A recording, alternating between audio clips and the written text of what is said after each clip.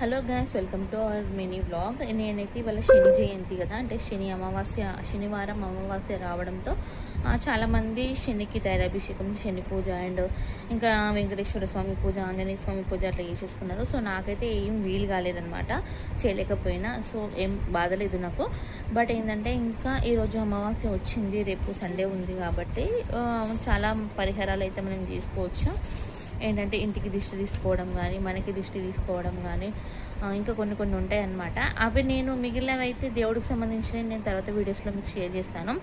ఇప్పుడైతే important matter ఏంటంటే ఇంటికి దిష్టి తీసుకోవాలన్నమాట. అది కొబ్బరికాయతో కానీ, గుమ్మడికాయతో కానీ, లేదంటే అట్లీస్ట్ హారతి బిళ్ళలతో కానీ అట్లా దిష్టి చేసుకుంటే ఇంటికి ఏమైనా దిష్టి కానీ ఏమైనా ఉంటే వెళ్ళిపోతుంది అనమాట. ప్లీజ్ వీలైతే ట్రై చేయండి. నేను కూడా ఇప్పుడు చేద్దాం అనుకుంటున్నాను, మీరు కూడా ట్రై చేయండి.